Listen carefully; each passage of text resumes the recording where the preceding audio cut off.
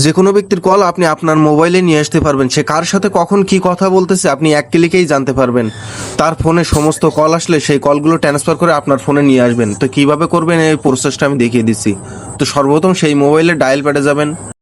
Dial প্যাডে সেখানে simply click দিবেন আপনারা *2 তো আমি এখানে ডিসপ্লের উপরে দিয়ে দিতেছি। দেওয়ার পরে এখানে আবার একটা স্টার দিবেন। দেওয়ার পরে আপনি সিম্পলি এই মোবাইলের সমস্ত কল যে নাম্বারে ট্রান্সফার করে দিতে চাচ্ছেন সিম্পলি এখানে সেই নাম্বারটি বসিয়ে দিবেন।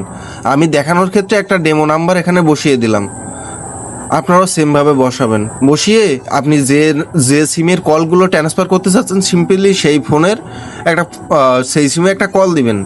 কল দিলে দেখবেন এখানে ফরওয়ার্ডিং সাকসেসফুল একটা লেখা আসবে, দিলে আপনি ওকে দিবেন। তাহলে এখান থেকে আমার কল কিন্তু ট্রান্সফার হয়ে গেছে। এই সিমে যত কল আসবে যে নাম্বার আমি ট্রান্সফার করছি এটিতে চলে যাবে এবং বন্ধ করবেন এই কোডটি দিয়ে। তো আশা করি আপনারা বুঝতেই পারছেন। ভিডিওতে অবশ্যই একটা লাইক দিয়ে যাবেন, পেজটা ফলো করতে একদমই ভুলবেন না। তো আজকে এই পর্যন্ত, সবাই ভালো থাকবেন।